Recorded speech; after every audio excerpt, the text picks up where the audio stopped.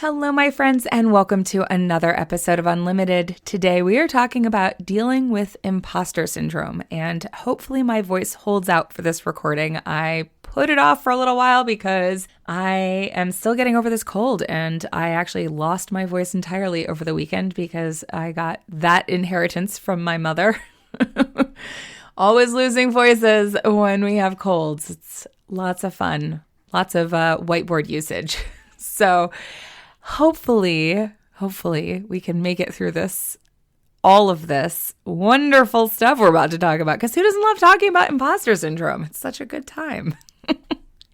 So this is going to take a little bit of a different kind of approach, because if you listen to the last episode where we talked about the inner critic, I hit on some of the dynamics about imposter syndrome that relate to not just the individual, but how we are impacted by our society and the spaces and environments around us. Imposter syndrome is something that has been very personalized, very individualized, and is often looked at as something that is wrong or broken or in need of improvement in people, especially women. But not just women, but also especially people who've been marginalized in our society. So you can kind of see where this is going. It often has a lot more to do with the environments and a learned response that may not be necessary in a current environment, but that was trained in a different environment. So you might call it maladaptive, perhaps, but sometimes it's presently adaptive. And so often we take things that are issues within our systems and our society and place them upon individuals because, hey, guess what? That means we don't actually have to change them. We just tell other people it's their problem. So obviously that's something that we're going to be digging into heavily in this episode. So let's talk about what we're going to talk about. We're going to talk about what is imposter syndrome, 5 types of imposter syndrome, societal norms and workplace trauma, unlearning internalized imposterism. I'm pretty sure that's a word, but if it's not, it is now, so whatever.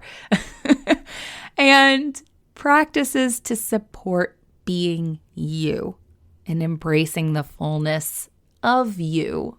This is a topic that comes up with a lot of clients, and not necessarily specifically by saying, hey, I have imposter syndrome, I'd like to work on this, but the dynamics that are present in the experience of imposter syndrome and the ways that we sabotage ourselves thanks to something that we often point to as like imposter syndrome. It can really help to acknowledge that self-sabotage serves a purpose. The patterns that make up whatever that self-sabotage is were adaptions that you created to help protect yourself.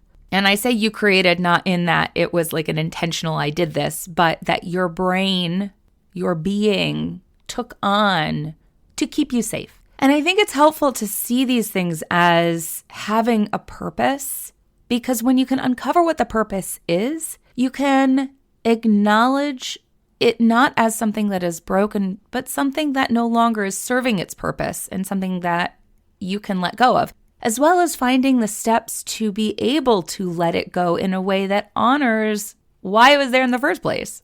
Whether that protection is still necessary, but maybe in a different way, or maybe it's not actually necessary anymore.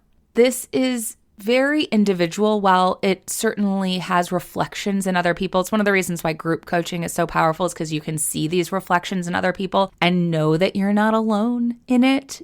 And the reason why coaching is so helpful is because you can't see your own forehead without a mirror. So to be able to see these things and see them in a compassionate light through someone else's eyes who has compassion or can hold a space of compassion that maybe you're not used to holding, so that you can see through that lens. And then, of course, finding those stair steps to practical application of doing something different, which is also really hard to do on your own. So if that's something you would like support with, then please utilize that link in the show notes to grab a spot on my calendar for a free consult.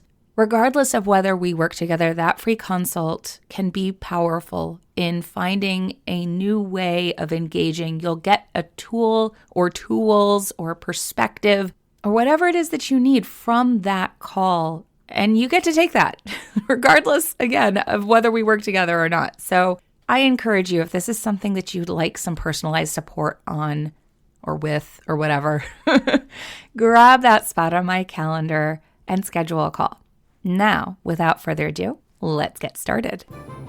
Hey there, I'm Valerie Friedlander, Certified Life Business Alignment Coach, and this is Unlimited. This podcast bridges the individual and the societal, scientific and spiritual, positive and negative, nerdy and no, there's just a lot of nerdy. Come on board and let's unlock a life that's as badass as you are.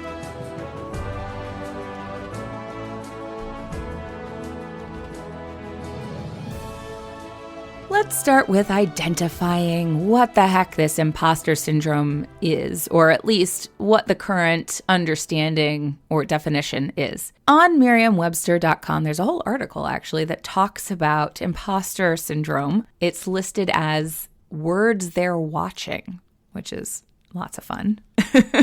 It was originally called imposter phenomenon, and what this article says is it is now commonly understood as a false and sometimes crippling belief that one's successes are the product of luck or fraud rather than skill. The concept of imposter syndrome was developed by psychologists Pauline Rose Clance and Suzanne Ames in a 1978 study focused on high-achieving women.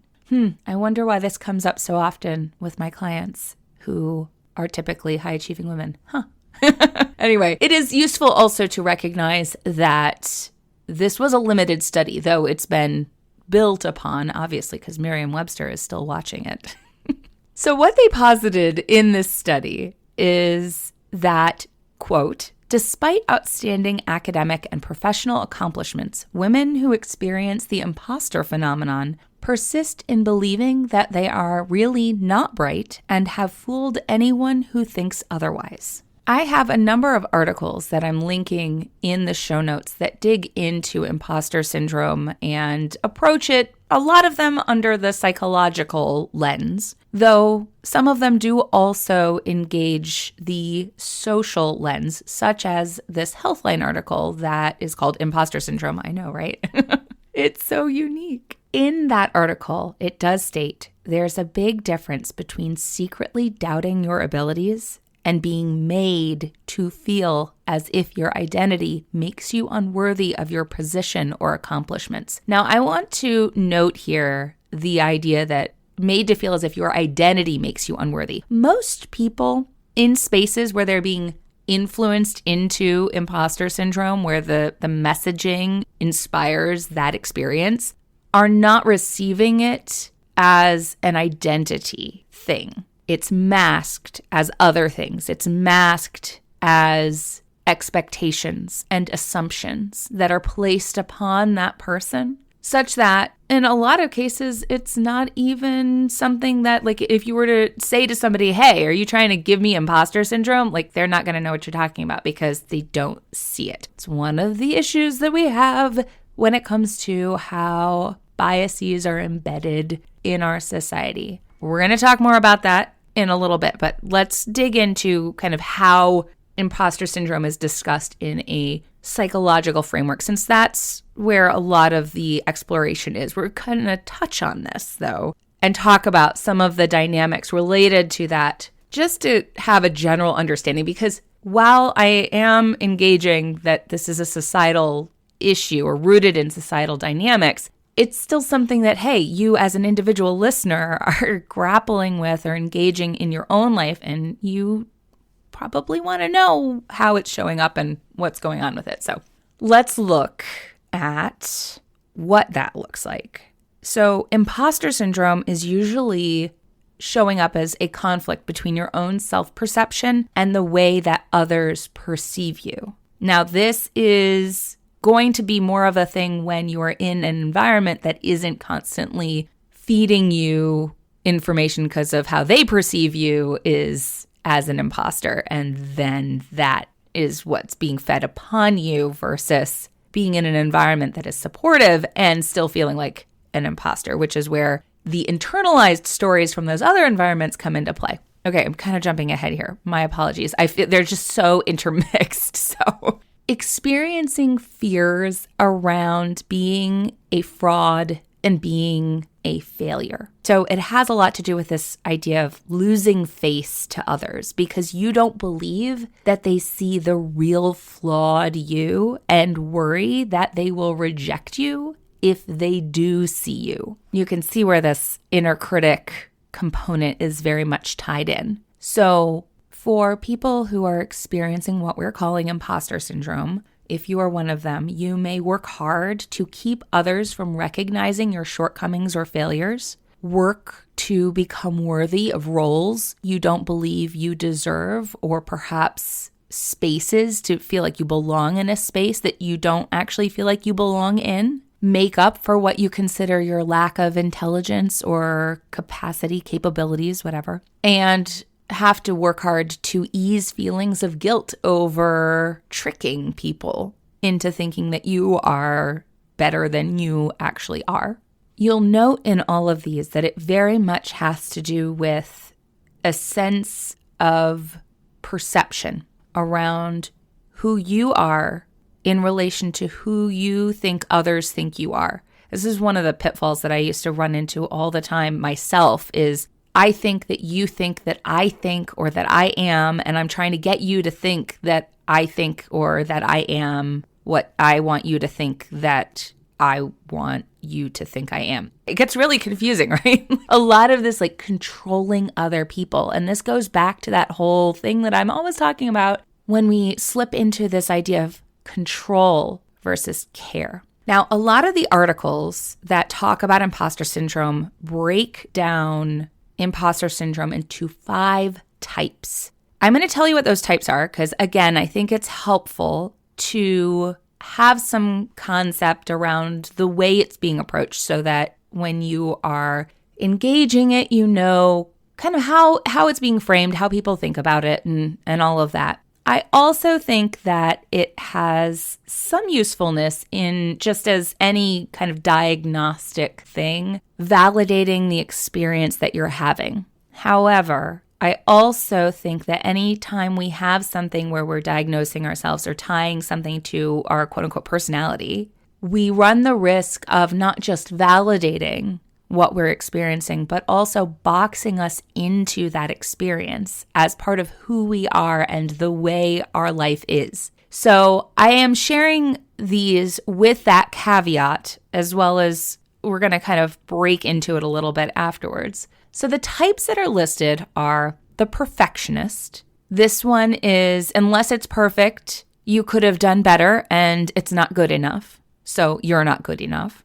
The expert. If you don't know everything or have mastered every step, then you don't know enough and thus aren't good enough. The natural genius. If you don't get it right the first time and it takes time to master it, then you're not competent enough and thus you're not good enough. The soloist. If you need help and can't do it by yourself, you're not capable enough and thus not good enough. The super person. Must be the hardest worker and reach the highest level, or you're not trying hard enough and thus aren't good enough. So you see the common theme here is that inner critic message of not being good enough. So where these generate from has a lot to do with that inner critic message, those places, whatever it is that stands out is that area that you didn't feel safe in. You felt hurt and needed to create some sort of protection for yourself around that area. They all have to do with not enoughness.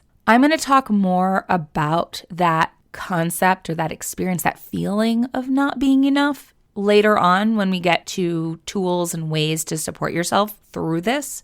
But any of these may resonate. You don't necessarily have to just be one. And again, I caution identifying like, oh, I am a perfectionist. I am a soloist. I am. Anytime you're saying I am, just like we talked about in that last episode, those I am stories are just that. They're stories, they're beliefs that you're feeding about yourself. So I prefer to take these and just notice what is the story behind it. So what is the not enough that needs care, that needs attention, And when is that popping up? And what is the sense of danger? What is that related to? So again, we're going to dig more into this in a little bit when we talk about tools, but I don't want to leave this section without that, because when you see these pop up and you're like, ooh, yeah, because it sure does make a great little slide on Instagram to have, are you this? Are you that? Everybody loves to identify yourself. Well, again, that can be problematic, because it's not a solution, it's a diagnostic. So it's a validation, but also can be a limitation. And even an affirmation, which we certainly don't want. There was a very well-mined article called Impostor Syndrome and Social Anxiety Disorder that I found that states, the problem with imposter syndrome is that the experience of doing well at something does nothing to change your beliefs. The thought still nags in your head. What gives me the right to be here? The more you accomplish, the more you just feel like a fraud. It's as though you can't internalize your experiences of success. Like so many of the articles out there on imposter syndrome, this is very much identifying it as an individual issue. And I took this quote, the snippet, as an example because I have an explanation for why you can't internalize your experience of success. Remember how I talked about before these dynamics of self-sabotage, like imposter syndrome, are learned as ways to protect ourselves? Well, when our internal messaging isn't supported by external messaging, we naturally question ourselves. So again, even if you're not currently in a space where that external messaging isn't aligned with who you really are or who you maybe consciously know you are, anytime you've been in spaces where you've been told that you don't belong, where you've received external messaging that told you that you weren't enough, you weren't good enough, you didn't belong in that space, even especially when you thought you did, you start to doubt yourself. We are social creatures, building our identities through interactions with those around us. That's how we work. We internalize messages that are constantly reflected to us from outside of ourselves, and they can serve to counteract messages we tell ourselves. So say you have a strong message of self-belief, but you are constantly being fed this message that you are not good enough or that you don't belong. It is almost impossible to counteract that just inside of yourself. At some point, you start to think, maybe something's wrong with me. It's like gaslighting, basically. And then, of course, you take that question, that self-doubt, into other spaces. And even if you do have affirmation, you start to think, well, they must not really know. Because our brains also have a negative bias. Constant exclusion and judgment exacerbate feelings of doubt. And doubt is normal. It's normal to have doubt, which is one of the other places where this gets really nefarious, in that we talk about confidence as being an indicator of competence, which I'll also touch on more later. But this belief that if we have doubt, then something must be wrong. Doubt is normal, and we all have it, which is why you might say, well, everybody's experienced imposter syndrome. The question is, and this is especially in, say, the workplace or any space, in this space, whatever this space is, whose doubt is eased by representation and validation as they go along? Whose doubt is affirmed by pathologizing it as something that they suffer from, giving them, of course, yet another thing they need to work on to overcome? Generally speaking, the latter is going to be people who've been marginalized by society, which is why there's this brilliant article, which I have referenced before, called Stop Telling Women They Have Imposter Syndrome. For many women, feeling like an outsider isn't an illusion. It's the result of systemic bias and exclusion. If you read no other article that I have linked in the show notes, I highly encourage you to read that one. So often, as adults, what we think of as imposter syndrome are actually normal fear reactions, self-protective reactions stemming from workplace trauma, from environments full of the microaggressions of expectations and assumptions that are based in white supremacy and patriarchy, as well as, of course, outright bullying and naturally the corresponding gaslighting, such as, for example, the label of imposter syndrome. Because this space, especially workplaces, especially white male-dominated workplaces or fields of work, are where you see this concept tossed around the most, where you see workshops and seminars and all this stuff around how to deal with imposter syndrome, and it's almost always geared towards the women. As they say in this article, this term, imposter syndrome, directs our view toward fixing women at work instead of fixing places where women work. So again, it's this over-individualization. This is also where I think it's really important to acknowledge the dynamics of what we are calling imposter syndrome or self-doubt, shall we call it, but this fear of failure, the fear of being found out. Again, even if it is not currently pertinent, say you are in a workplace or a space where you are affirmed and supported and your value and your success and your achievements are acknowledged around you, you may still experience this concept of imposter syndrome because of previous workplace trauma. I have seen this come up so many times with entrepreneurs who left a corporate space to start their own thing and are struggling with how they show up, where they show up, whether they show up. And it's so often rooted in having had to exist in spaces where they were told directly and indirectly that they did not belong. Some of it goes as far back as childhood dynamics and parental and school dynamics and that sort of thing. And then it gets reaffirmed in workplace scenarios. It's so insidious and so deeply embedded. It is important to recognize that these experiences are adaptive for a reason.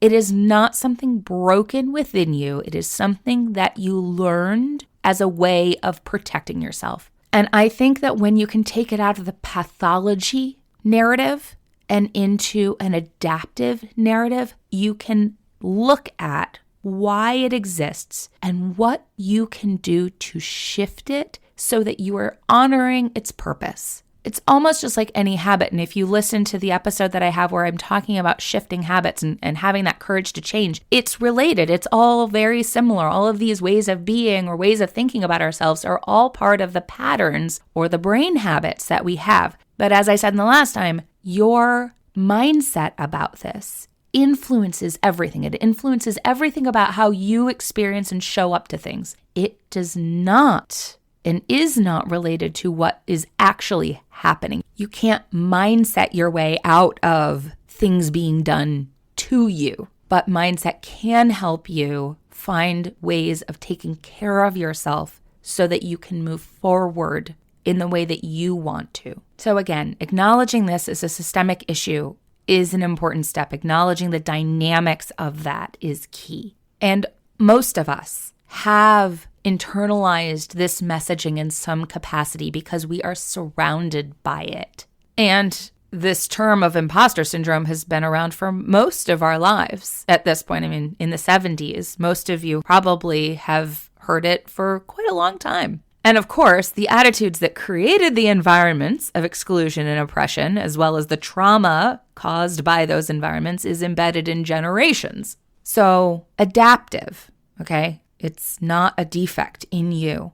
And I think that can help us separate our identity from it. So now what do you do with it? Well, exactly what the article about not doing this to women says is advocacy for environments that, quote, fosters a variety of leadership styles and in which diverse racial, ethnic, and gender identities are seen as just as professional as the current model, which Tina Opie describes as usually Eurocentric, masculine, and heteronormative. Individually, it looks like unlearning and healing. It looks like excavating that internalized messaging that's hanging out in your subconscious and is not connected to your truth. And that is tied to the stories that you learned to tell yourself to protect yourself. One of the ways that I've seen this show up a number of times is this need to prove yourself to others. So when you notice that I'm trying to prove myself to other people, to fit in, to be accepted by people in whatever space it is, it ties to, that fear of failure,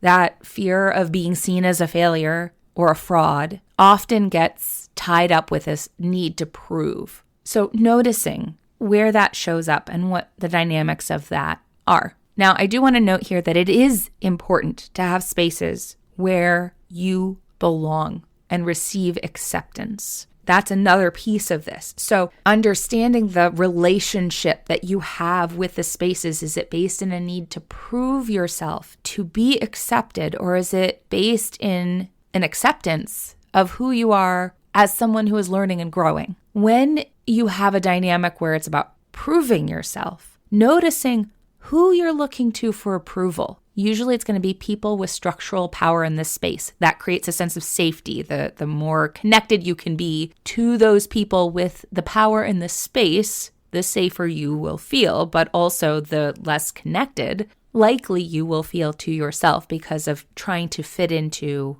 someone that you may not be. And that's okay. Instead of being you and allowing people to gravitate towards you. Now, this is difficult, again, because it can very much tie to livelihoods and literal safety. So noting that. And then, of course, there's what constitutes value in the space. So proving yourself based on what constitutes value in those spaces. I see this a lot when it comes to money equating value. Like, I make lots of money, therefore what I have to offer is valuable. Having a body that fits society's current beauty aesthetic, meaning that you must have value in your health and wellness knowledge, or in your ability to be self-controlled and disciplined, being highly credentialed, especially with advanced degrees from prestigious organizations, indicating value by association and assumption. This is not to say that having credentials is by any means an indication that there isn't value or that the opposite is true, merely highlighting that assumed value in any and all of these cases is problematic because it often discounts value that is not tied to these things or assumes a lack of value when not present. And finally, one that I mentioned before, which is confidence. This idea that the more confident you are, the more capable you are, which is not actually true because actually, and I've talked about this before too, I have the whole free resource in my resources page called Out of Doubt and Into Action, and it has a lot to do with that value around having doubt and the purpose of doubt and how it can be helpful. Overconfidence can actually be detrimental to good leadership. So here are some things to explore as you get into, okay, what's going on here? Okay, I understand this is something I learned. This is a pattern that I learned to protect myself. So how do you shift out of that? What do you do to give yourself a grounding that is not based in that wounded space, that space of being told you're not enough? Giving yourself a foundation to check in with that's aligned with you, or at least the person that you want to be, rather than this fictitious, unachievable person, the standard that you set of being good enough. When we haven't defined enough, we can never achieve it. So starting there with exploring enough, when you notice that story, it's not enough, it's not good enough, I'm not good enough, whatever it is where you're saying enough, ask yourself, what is the definition of enough in this context? And how reasonable is that? What would it take to actually achieve that? Give it some sense of tangibility. Give it a place. So consciously engaging that definition and engaging your values. Like, what does it mean to be qualified? If we're talking about imposter syndrome, it's this idea that you don't have enough to be where you are. You haven't earned it. You're not qualified enough. So what does it mean to be qualified?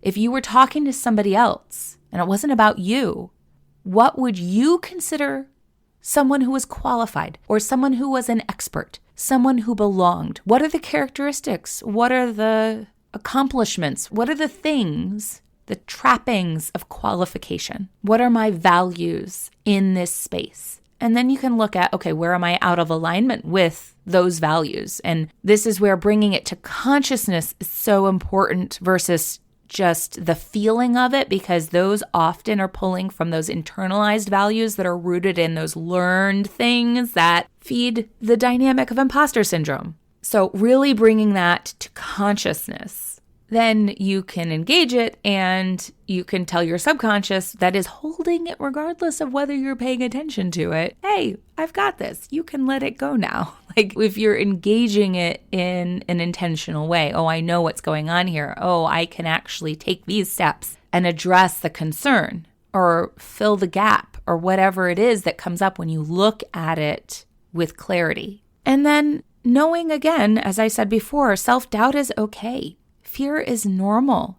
Fear of rejection is a biggie that I talked about last episode related to the inner critic. Challenging the status quo takes courage and support, sometimes even tangible support, because again, a lot of these spaces where power is held and that can affect livelihoods have a lot of the trappings, environmental dynamics that create the conditions of imposter syndrome. And frankly, you can only love yourself so far. Like self-love only goes so far. You do need people supporting you. And even if those people aren't joining you and challenging the space that you're challenging, maybe they don't work with you in that environment or whatever, knowing that you have people who have your back and will help remind you of who you are and reflect who you are back to you and what's important back to you is really key.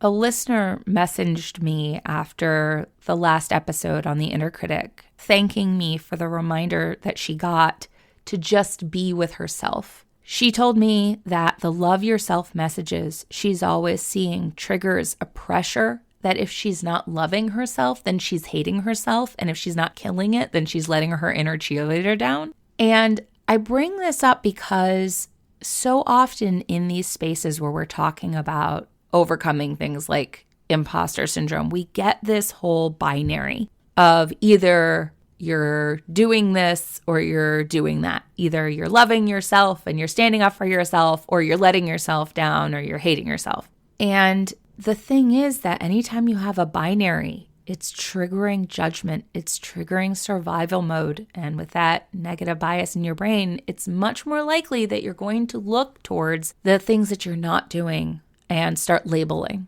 And it's important to remember, judgment isn't just labeling things as bad, but it's also labeling things as good. It's judging things as good or bad. And one of the things that came up, and it relates to how we deal with this experience of imposter syndrome, which, again, I feel like we need a better name for it, but whatever. We're still going with it because that's what this episode is about, is that I don't have an inner cheerleader. So I was thinking about, what does that mean? I don't have a natural, yay, go Val. It's a practice.